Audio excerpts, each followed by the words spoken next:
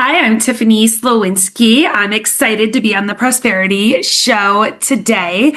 In this episode, you're going to hear about my journey from guidance counselor to the CEO of Team Spark, advisors, and everything in between.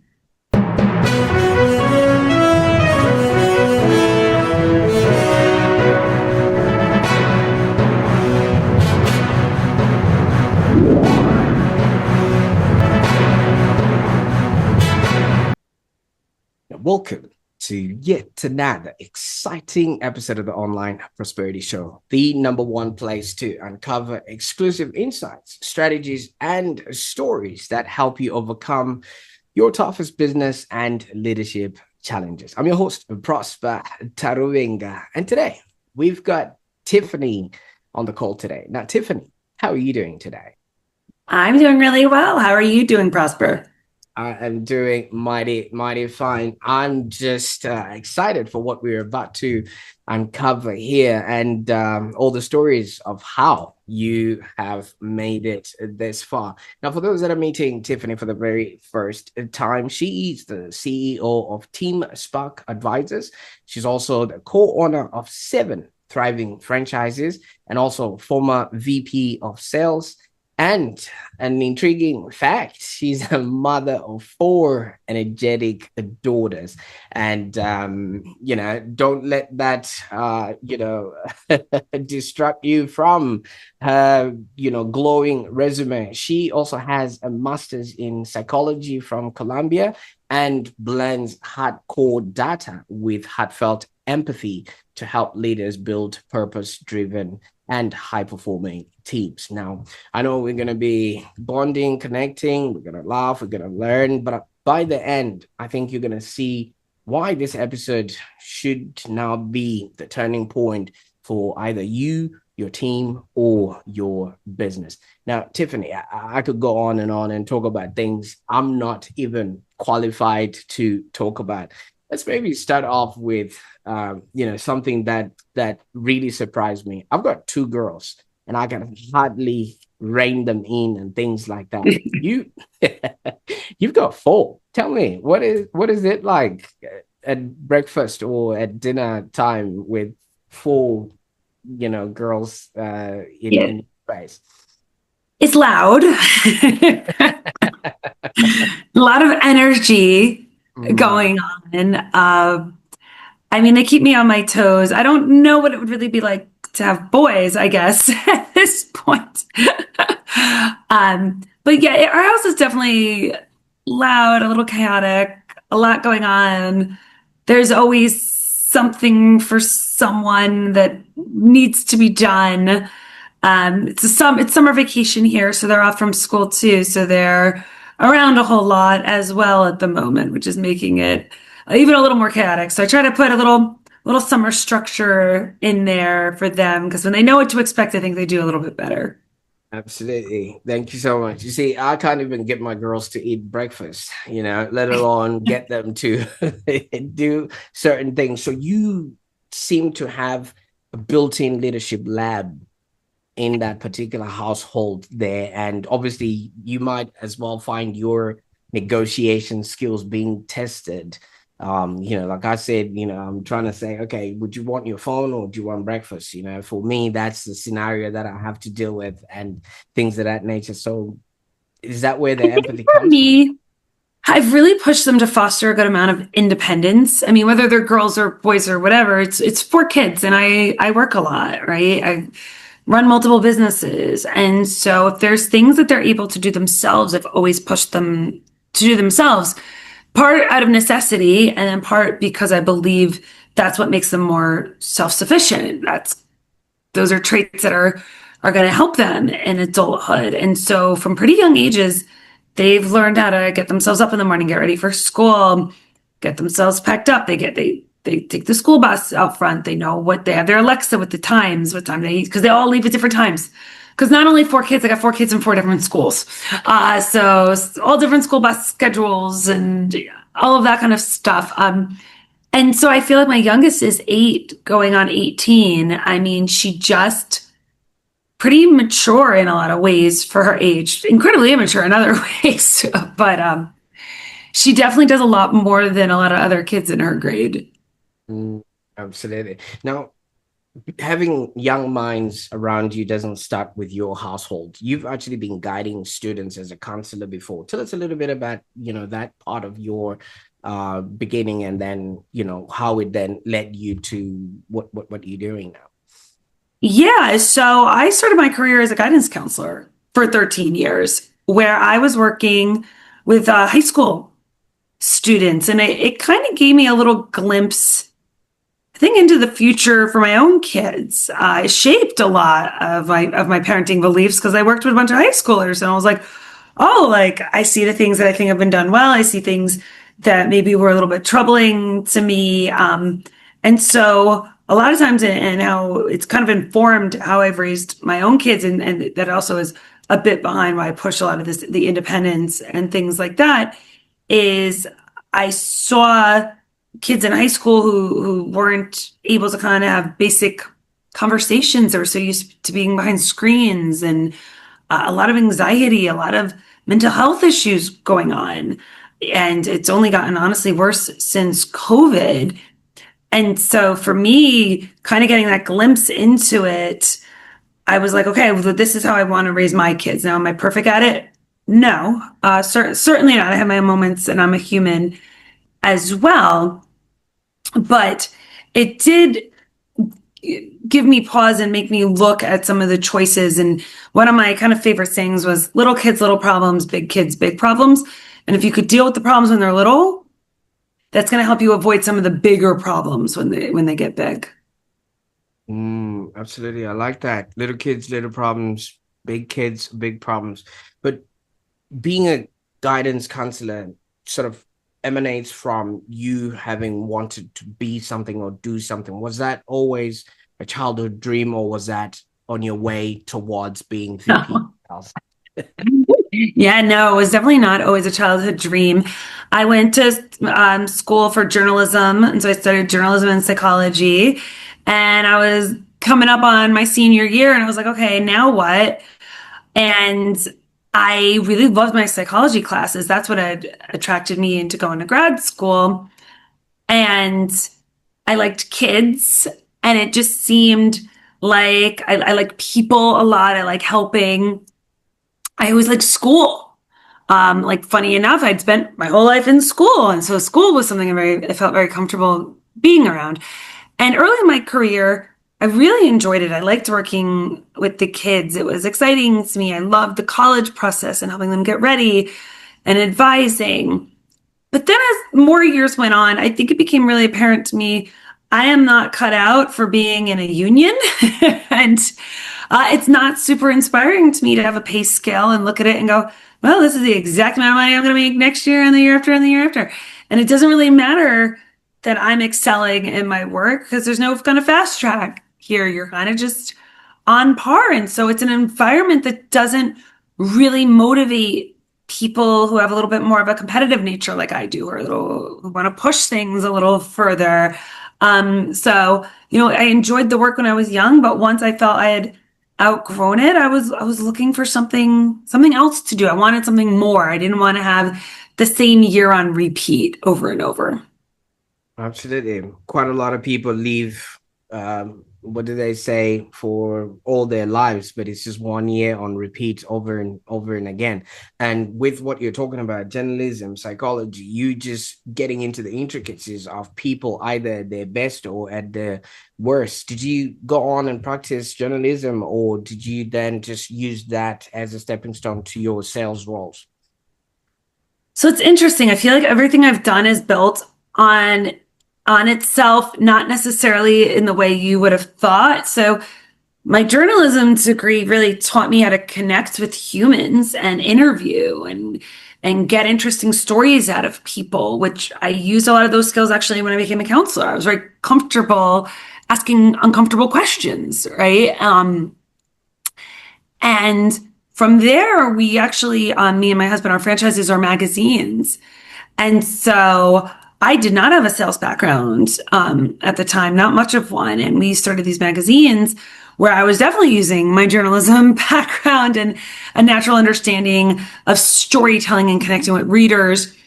Only it became both about telling the story, but then you've got to fund this magazine, you've got to sell advertising, and so also connecting with the advertisers. And if you create a product that people want to read, then the readers are going to see the ads, and that helps support the businesses, right? And so that's definitely all worked its way into each other. And then from there, starting with Team Spark Advisors, what I do is I'm an executive advisor with Culture Index. That's a survey I use, and I help businesses measure people's natural traits and put them in the right seats. So we use this in our own business as a client first. How do we build out our team? How do we get the right people in the right roles? How do we get the right people who need to be in sales versus administrative tasks and things like that? And when I started working with Culture Index and using it, I became enamored. And I think part of it was my psychology background there. That was coming out again and understanding people and human behavior. And I had this resource that I could really see it in data points so clearly. And so, like I said, everything I've been doing is it's working it's in step. And it's kind of led me down different paths than I ever thought. I did not have this all plotted out when I was a kid. Oh, absolutely. I think it was Steve Jobs that mentioned you cannot connect the dots looking forwards. You can only connect the dots looking backwards. And I like that. yeah, just using whatever you've got as the stepping stones really does, make it all happen. But you went from obviously selling, as the VP and then building these teams. And obviously you are talking about the culture index, which we will get into. But what made you sort of realize that I need to start building teams for a living, not just sell to them? Yeah. My own culture index, looking at my own results. Right. Okay. Right. Truthfully, Mm. saying, I'm not really great at working for other people. I do better working for myself. And I Right. have the natural skill set to do this. I love helping. And so if again, you look back, I was a counselor. Now I feel like I'm a counselor for business owners and for CEOs, where I'm Mm. coming in and I'm helping solve their people problems. Because it's one thing to realize something's off and not working, but you don't always know how to fix it. And Mm. so my goal is not to come in and just say, fire everybody, they're all the wrong people. That's not possible nor very practical. Sometimes we have what we have and we got to learn how to work with them. So are there better ways to motivate somebody, to communicate with somebody? Because how I want to be spoken to is different than how you want to be spoken to, right? And so when I understand what somebody needs, I can make some small modifications that are going to make them more effective in that role and maximize their potential. Quite like this. I mean, obviously, fish don't see the water that they swim in. Maybe they've been working with these people for quite a while and they don't quite realize that, hey, Sally could actually be much more useful in this particular position as opposed to her being in this particular position. So you've spoken about this culture index twice now. Maybe you can just give us an outline of what it is or what it's not. And then maybe we can then say, how did you personally, like you said, really get affected by it, because this completely changed your trajectory, and the way you were hiring and the way you were actually dealing with other people in your team. Yeah, so it is a short survey that when you take it, you'd have no idea what you're answering. Like, it seems so simple. It only takes like 5-10 minutes. Okay. And at the end, it's like almost like getting a view into somebody's soul, who they are, what makes them tick. And by understanding who somebody is, you could be so much more productive and work with them so much better, right? And so what we're measuring are 7 work-related traits. And you said you have 2 girls. Their personalities are formed when they're young. It's nature and nurture working together, but it starts at a very young age. And by the time we're about the age of 13, some scientists would argue a lot younger than that, our personalities are fully formed. And so I'm really the same person I was as a child. Now, I've learned over time how to modify some of my behaviors, how to be socially acceptable. I can't go around having a temper tantrum like I would as a 5-year-old. But I am that same person. And so when I can be aligned in a role that fits who I am naturally, I'm going to be so much more fulfilled. I'm going to do a better job. Take a sales team, for example. When you have people who are naturally sales hunters, they are competitive, aggressive, self starters. They want to get out there. They want to win. They want to get the deal done. They move quickly. They don't sweat the small stuff. We'll work out the details later. They're charismatic. They connect to people. When they're naturally built that way, then you give them some sales training and they hit it out of the park. Or you could have somebody who's introverted, doesn't want to bother people, highly in the details of things, a little worried, a little passive, and you can give them sales training and they might improve a little. But this other person's starting so much further ahead just by being built that way to begin with. And truth be told, that salesperson could be the most annoying person you'll ever meet, honestly, at first glance, because they don't want to fill out your CRM and they don't want to listen to the rules. And they're off there making friends and doing things, which could be very annoying if you don't understand how they're wired. And so I'll have people, I work with companies, they've got great salespeople, and their boss doesn't necessarily like them because they're like, oh, why don't they just fill out my CRM and do what they're supposed to do? And it's like, well, they're out there making deals, right? It's what makes them good at what they do. Stop trying to shove them in a box because you're trying to put them in a box with a lot of regulations. What they're going to do is go find something else to do because that's not how they're wired. They don't want to be treated that way. And so when you can learn, okay, this is who they are and what makes them so good at what they do, and get them in that right environment and get them at the right management. A lot of times we promote people to managers because they're the best worker. So, okay, you are really good at doing the job. Let's put you in leadership. Two different skill sets. The best worker doesn't necessarily make the best leader. And so now you've taken somebody, you've promoted them into a leadership role that they're not really equipped for.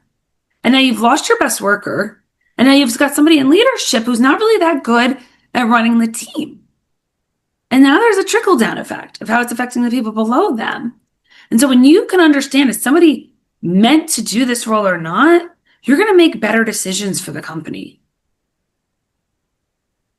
What I'm hearing here is you're literally giving people back to themselves. And indulge me here for a little bit, because if somebody has just been working, and nobody has given them a particular role that actually suits who they are based on who they actually are, they're just gonna maybe be like that fish that's crying because they can't climb a tree. And when you then do this culture index, you're breaking that pattern of them just doing work that doesn't resonate with them, with actually giving them the right tasks, the right roles, and the right responsibility, which then doesn't seem like work for them at the end of the day. It motivates them. You don't need to take a round peg and try to jam it into a square hole. Right. Put somebody where they're meant to be. And so I look back, even my time as a guidance counselor, where was it a good fit? I'm a people person. I'm a connector. I'm helpful. I enjoy that. But you got to think about a school system. Think about the amount of rules, regulations, clock in at this time, out at this time. You make the same pay as everybody else. There's just like that for someone like me, who's naturally someone who wants more freedom and I'm creative and I'm a little out of the box. And that doesn't fit me at all. And so, okay, there was this people portion that made sense. But the rest of it, knowing what I know now, is not the environment for me to connect with people. I can connect with people in other environments. And that's why I love sales and I love culture index and I get to work with people. That's a better use of those talents for me that are more aligned with me. Okay. So obviously this has been around Tiffany and stuff. And maybe somebody might be thinking, oh, I was good at school, or I was paying attention. I tied my laces at the time that I was asked to tie them. Maybe this doesn't affect me. Have you maybe had a moment when you had a client come to you, maybe fully frustrated and almost ready to quit? And what is it that you would have done using this to flip their world? I have a lot of frustrated clients. That's a lot of times why they're working with me. They're trying to grow. They're trying to build. and they're hitting roadblocks. They're having turnover. They're having to get rid of people. They're replacing the same positions. Sometimes it's family businesses I'm working with where, okay, it's not so easy. This is second, third generation, and they're working with multiple levels of family, and they're in these roles, and they don't see eye to eye with their brother, but they can't exactly kick him out, right? And so they are trying to figure out role alignment and putting people into the correct spots for themselves, and that we don't all just need to sit at the table and give opinions on everything. Let's align people to what they're best at. Absolutely, because no two fingers on the same hand are of the same height. Now, when you discovered I like this, that. I'm like, yeah, that's like that. So when you discovered this and you decided, you know what, I'm gonna go at it, did you find what you were looking for? yeah. So, like I said, I started on the client end, and I just became enamored with it. I was profiling everybody and anybody. I had the whole company profiled. I was all in on it, trying to understand it. Well, hope this makes sense to me. I don't understand this piece, but they seem like this. I mean, it was really funny. I surveyed my own childhood best friend, Hmm. and her survey results came. And I called her up and I was like, yeah, I just think it's wrong this time. This doesn't sound like you at all from what I'm seeing. She's like, oh, what does it say? And so I went through it with her, and she goes, that's exactly me. And I said, that's not exactly you. This sounds nothing like you. And she's like, Tiffany, that's exactly me. And this is a friend I've had for 30 years. Hmm. And until that moment, I had viewed her differently than who she was. And then when I started breaking it down, it was like, oh my gosh, that is her. I just thought of her in a different light. And I was kind of joke, like when we were kids, our parents thought I was a bad influence. I'd be like, they're crazy. And now knowing what I know of her profile, I was like, oh, I really was a bad influence because she was a follower and would just go along with anything I came up with. And it's like, just, I didn't see it under that lens back then. You know, I thought we were partners in crime. But no, it was very much somebody who wanted, it was people pleasing and wanted to, she would just go along, right, with things. And it went from following along her parents to suddenly following along whatever her best friend was coming up with in a moment.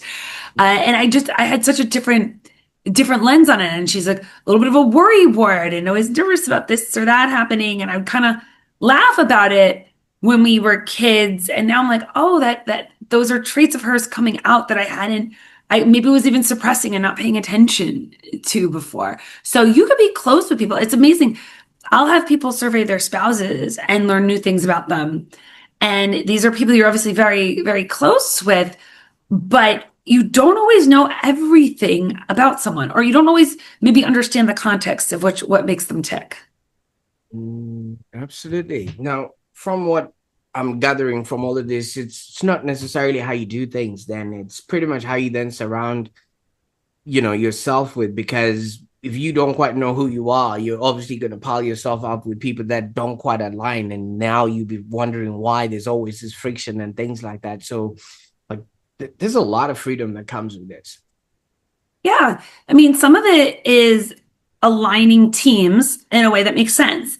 It doesn't have to mean everybody's an identical human. I don't need everybody on my team to be Tiffany. I do need people to see my blind spots, right? But you could also play into your strengths. So me and my husband, we're business partners. We are similar in some ways and different in ways. And so I'm an extremely high social. I'm very extroverted in an extreme way. And he is less social, more introverted. Now, I always knew this about him. Anybody who's ever met him, everybody would joke, I'm the outgoing one. He's not. But since understanding the culture index, I realized what it does to him when I'm dragging him around to constant social events and why he wants to go home early and why it's frustrating to him. And so, is it totally solved the problem? No.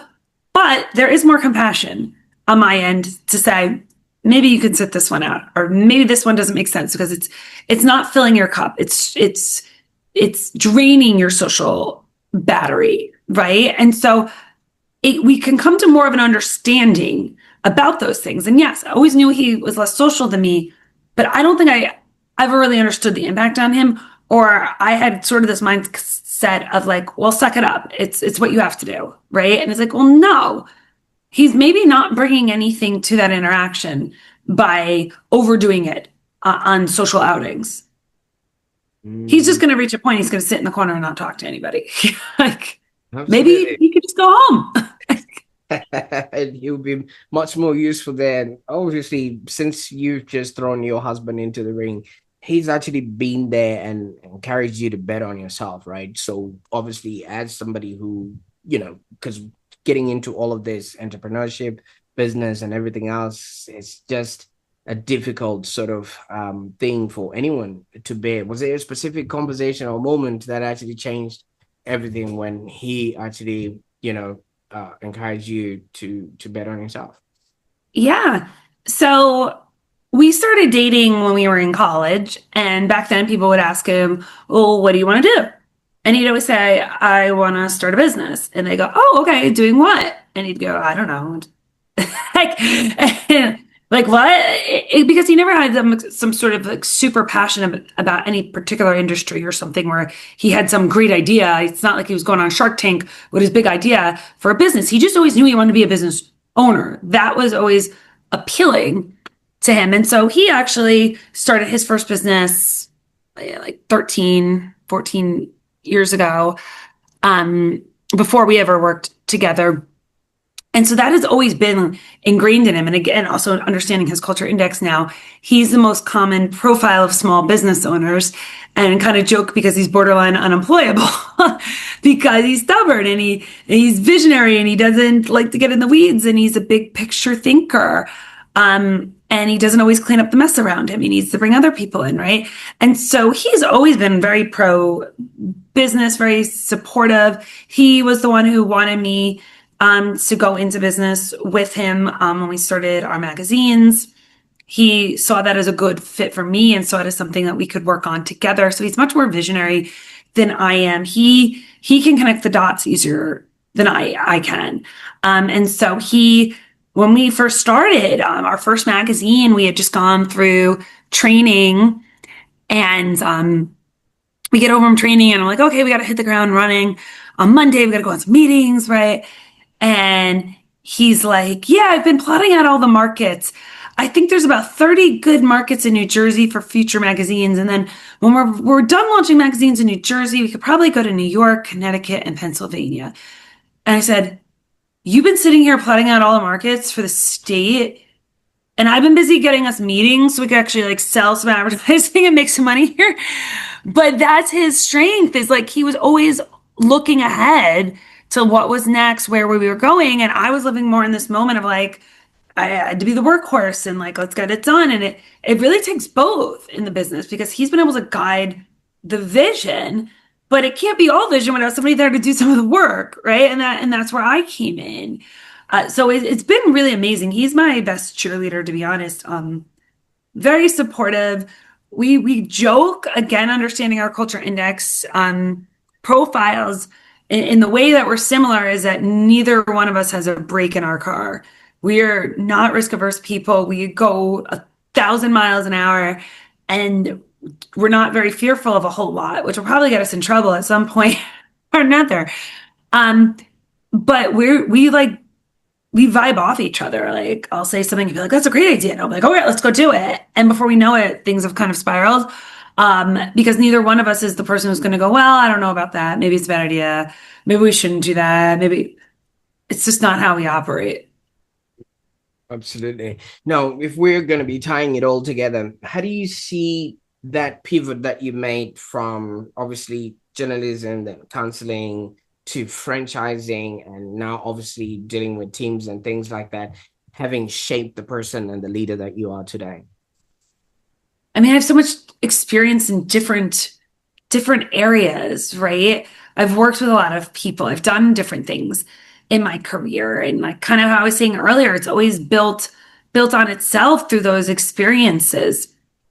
I don't regret any of the things I've done. I wouldn't be here without them.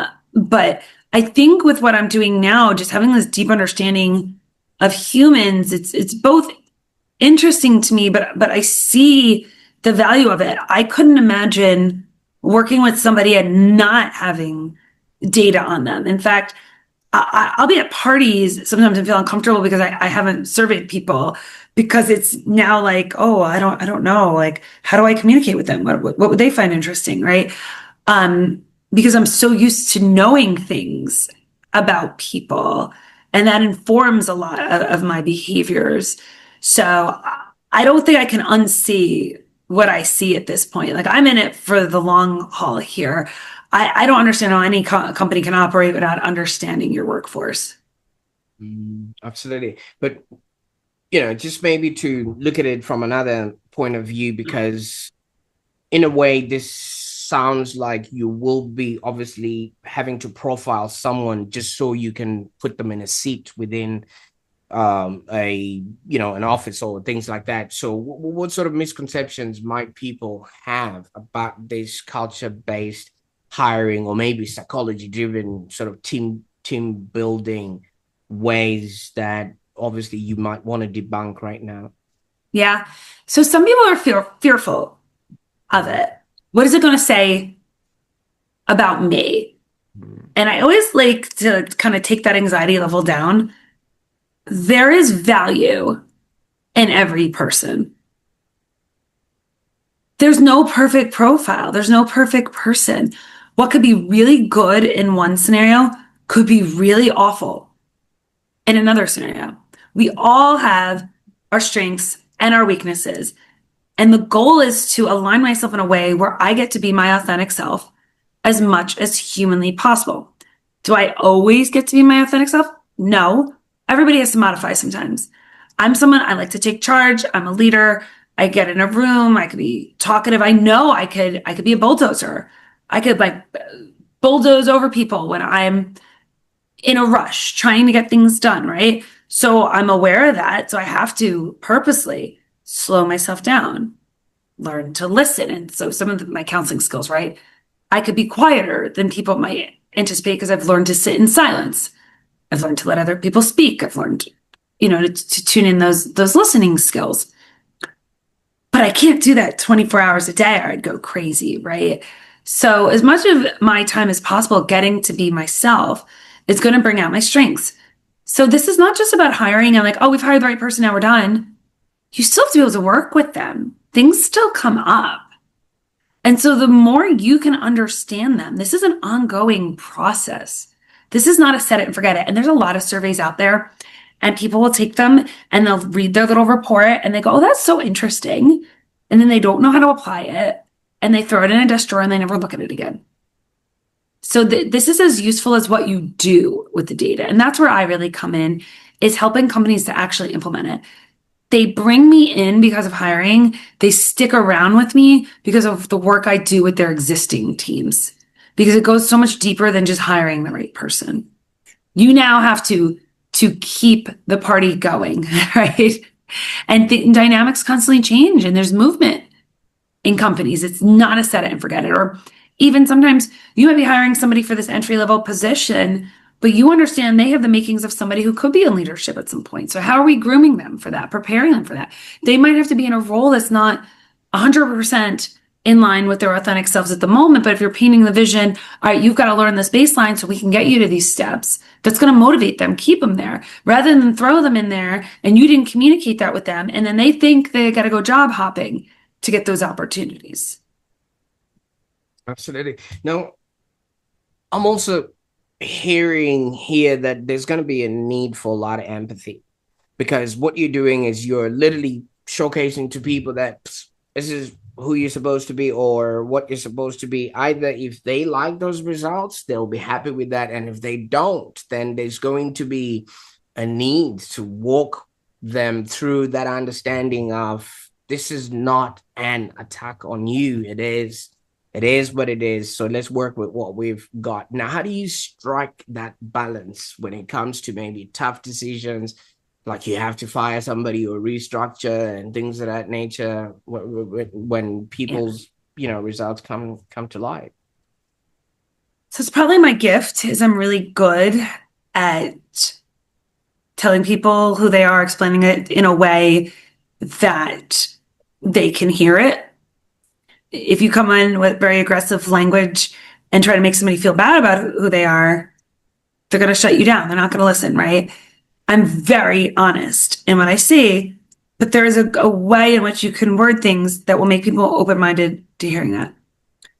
If there comes a moment in time where it's necessary to make a change, to either move somebody into a different position or maybe they're just not a fit for the company, I'll tell you, they usually know that. They're not stupid, right? They come to work every day and they're not feeling good in that role either. They know something's wrong. They know they're not doing well.